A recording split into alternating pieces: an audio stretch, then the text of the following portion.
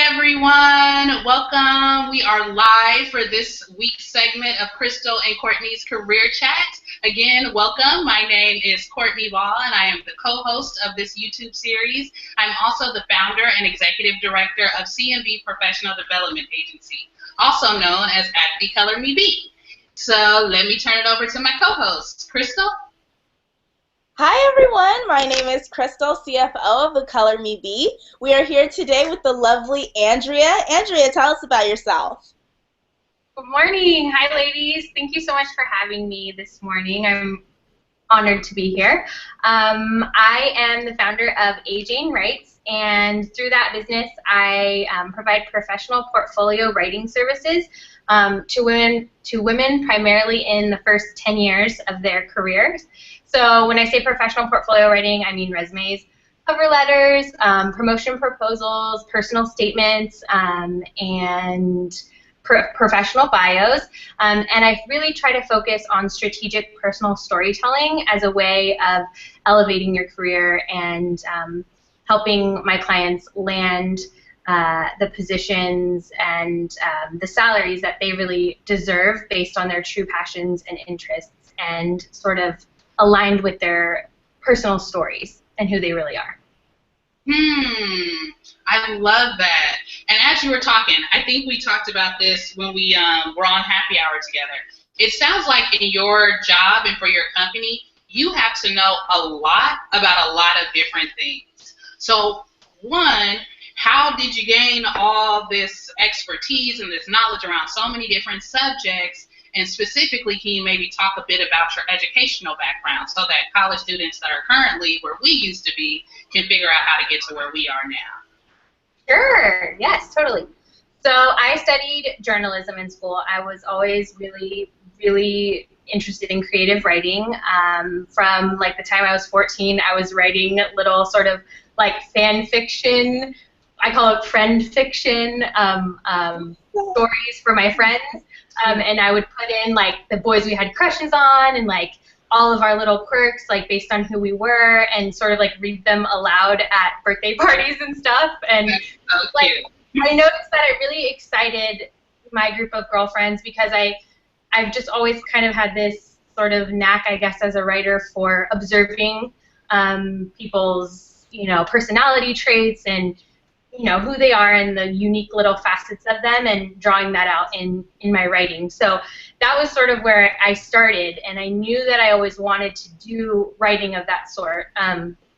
Went to school for journalism, got into corporate marketing and communications management because I thought, of course, that was where I could make money doing the writing. So I did that, always had the sort of fire and the hunger for more writing because as viewers who know anything about the marketing and communications field in the corporate world, you don't really get to sit and do a lot of creative writing because you're managing projects and you're likely managing maybe contractors doing those fun things that I wanted to be doing as far as the writing goes.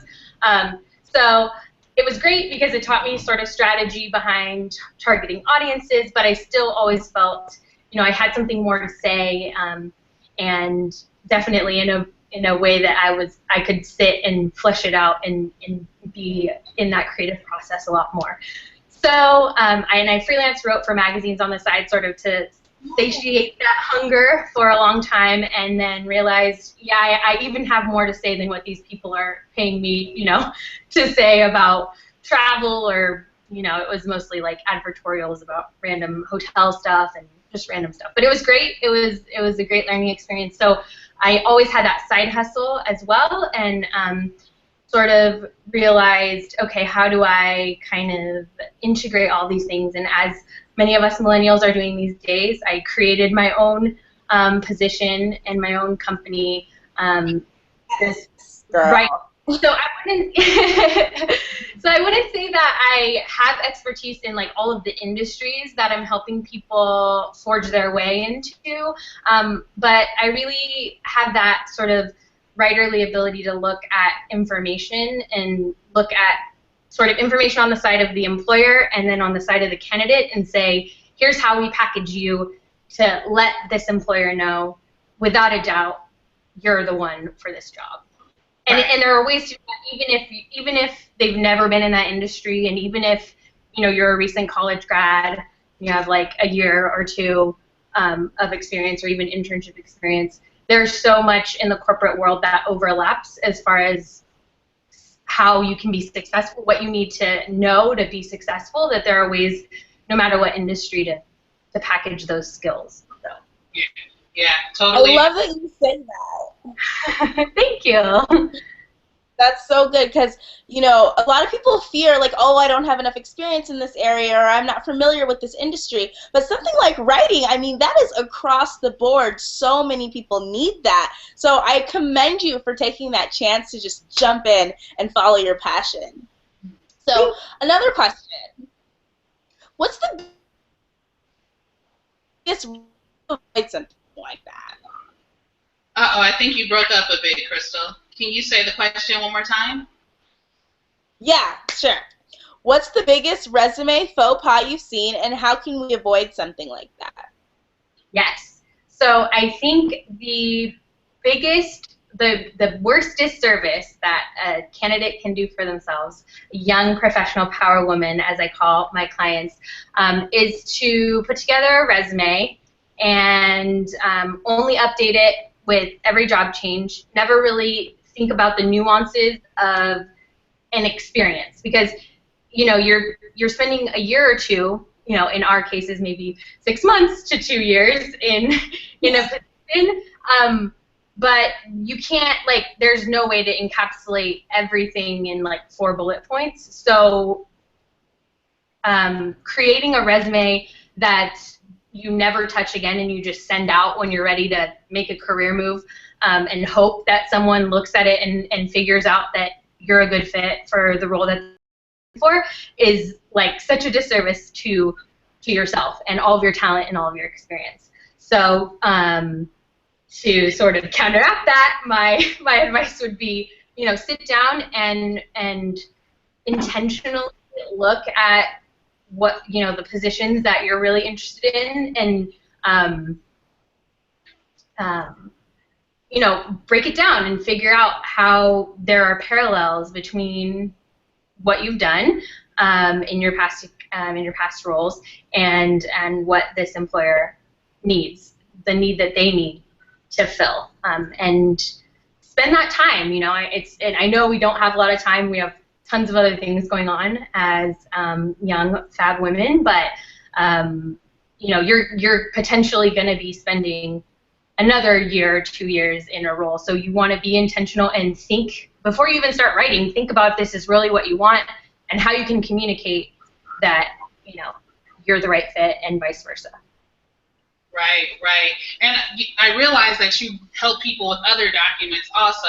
And I don't know if I mentioned this to you, Andrea, but outside of my role as CMB founder and ED, I also work in HR here in New York City. I work at a consulting company. And one thing that I notice when I get resumes and applications, cover letters. Sometimes I get cover letters and I hate reading them because I can tell that they're a template. They're too long. I can tell they're a template. They're just very generic. Just like as a bonus, and just so people can know that they might be messing. They might think they have a good cover letter, but with this answer, you will let them know, no, you are messing up and you need my help. What is something that you think that people oftentimes mess up with their cover letter that they don't realize? Because I think there really is an art to writing the cover letter just as much as writing a resume. Yes, totally, definitely.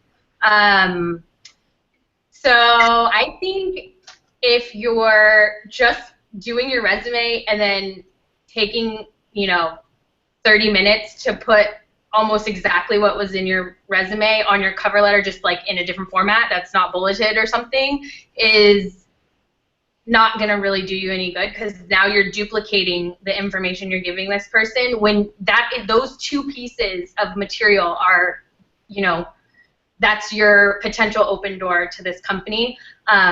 So you want to take advantage of the cover letter and take advantage of what it's meant to, the purpose that it's meant to serve, which in my experience in writing effective cover letters is to make that human connection with the person who's reading it and thinking about you as a potential candidate. The resume for me, I mean not for me, in general, is concrete evidence of, that's like the hard evidence of what you've done. The cover letter is more of the human touch of who you are and why you want to be there, and then why you connect at a level that you can't really,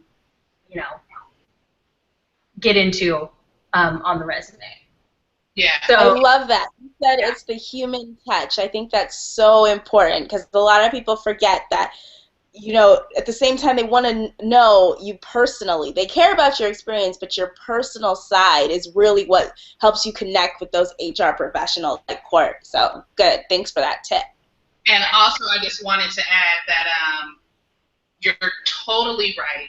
And I know that you definitely work with people that are switching industries. And I just received a resume and a cover letter from someone that was applying to a job as an assistant at my company, but she worked in a totally different industry before, like completely different. And with some industries, I think it's very, very, very easy to make that switch. But when it comes to going from non-corporate to corporate, you really have to sell yourself. And it was her cover letter that I read, and she wrote it in such a personal, humanistic way that I was like, I know this girl. Like, I really felt like I knew her, and I was like, I want to know more. So definitely 100% with you. Let me phone. Fell asleep. Yeah, and she's my colleague now. Awesome. So the next question is a kind of a lengthy one.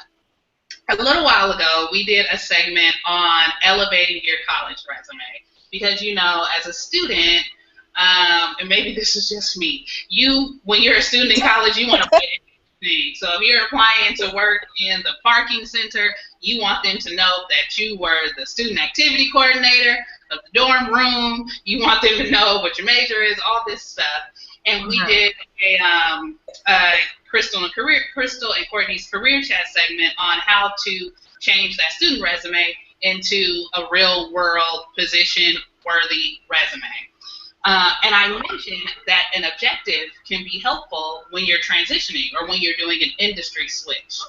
What do you think about an objective, and what advice would you give someone that is looking to switch?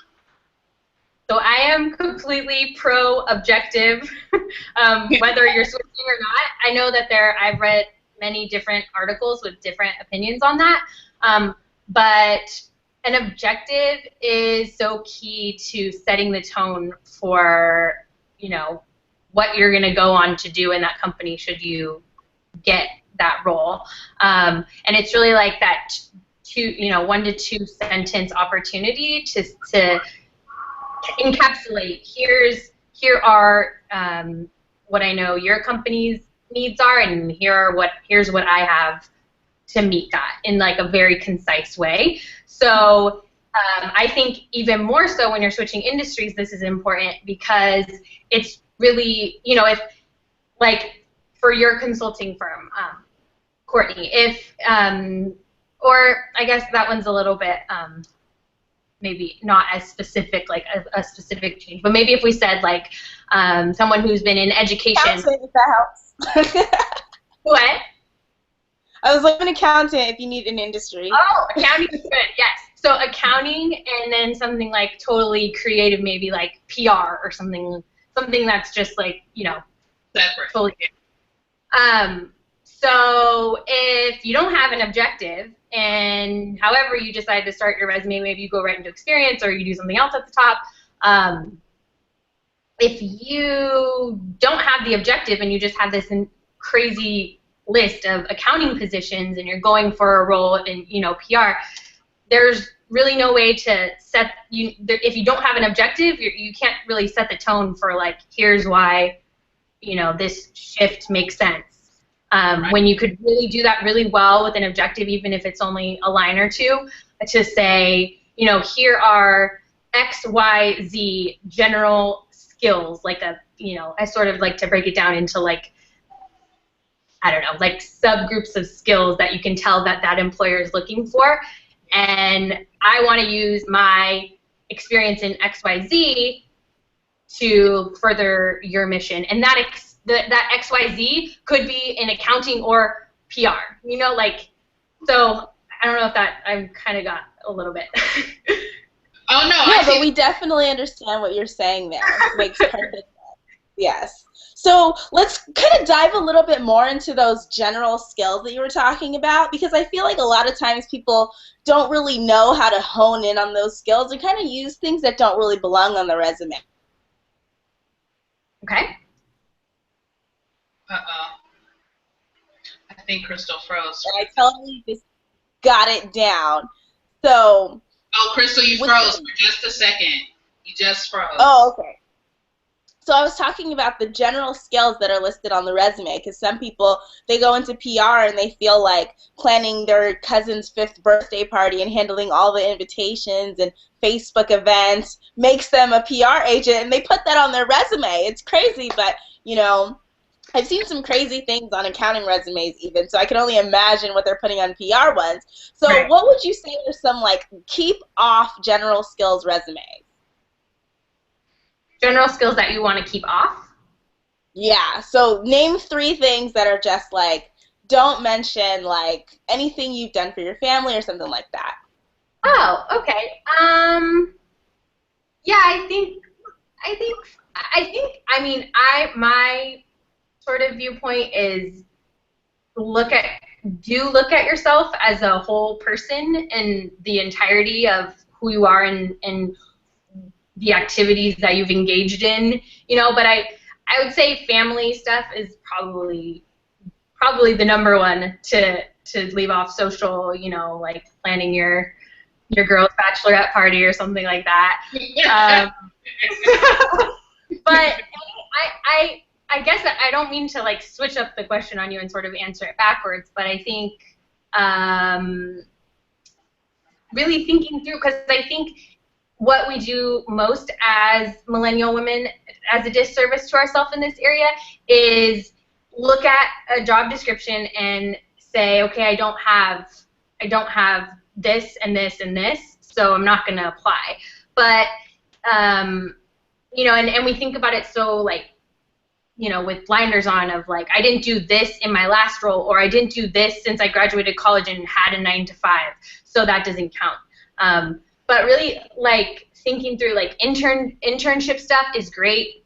College associations and clubs and engagements in that way. Any volunteer stuff is awesome. So, like, there is a lot you can put on for all the things that hopefully, you know, common sense-wise you'll leave off, like, like your nephew's birthday party or your, you know, best friend's bachelorette party.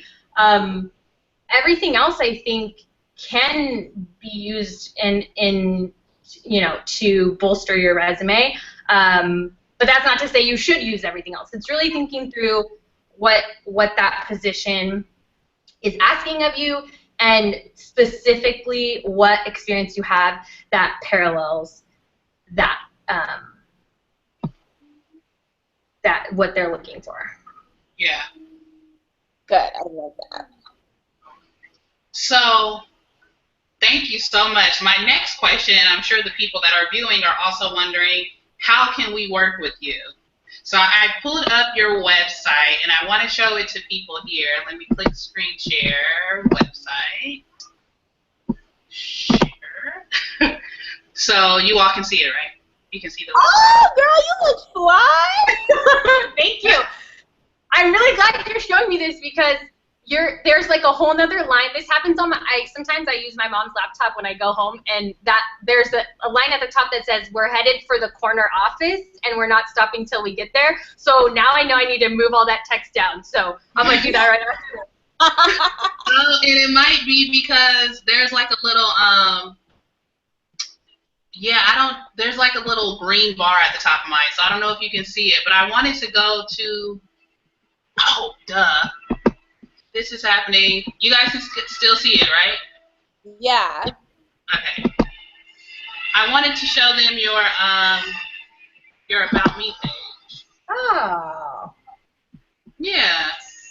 So here's some more information about Andrea and all her fabulousness. And your contact. I love this picture. So cute. And those shoes. Oh, girl, those shoes with the... They're everything. Thank you. That was my like self-employment splurge when I took the leap. Very cute. So Yeah. sign up for Andrea's mailing list right here. And let me go back to you. Stop presenting. There we go. Andrea, are there any more tips that you want to give for how people can connect with you? Your website is there on the screen, but anything else that you want to add? Sure. Yeah, tomorrow morning, actually, I'm doing a training on how to tailor your resume, the fundamentals of tailoring your resume. So if you go to that homepage and click that button that says Tailor Your Resume Training, you could sign up to join me for that tomorrow and get to know a little bit more about those fundamentals and then what I have to offer as far as one-on-one services. I'm sort of just... Oh.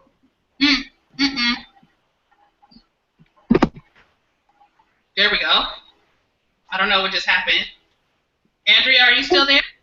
I'm here. Oh, there we go. I don't know. Go ahead.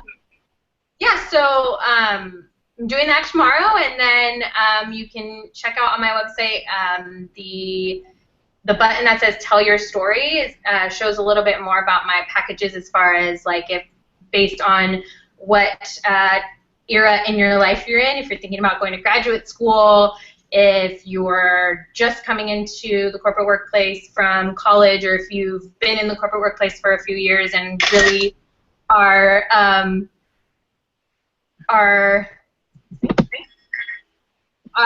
yearning for a position of greater leadership. There are all different types of sort of packages where I help you think strategically about where you're going next, and then we craft your story through whatever material makes sense for you. So yeah, my website has it all, and look forward to connecting with some ladies after this. Nice. And I will also, when I post this video for the replay, we'll have a link to Andrea's website. And with that, we want to thank you for joining us today. Thank you so much, Andrea, for coming on the show. It was an absolute pleasure. Cannot wait to do it again, and I can't wait to all get together when we're in California. Cannot wait. Or NYC. You know I want to be there, girl. I know. Krystal just won't come here when it's cold, so we got to find time for all of us. Again, thank you so much. I hope everyone enjoys their day.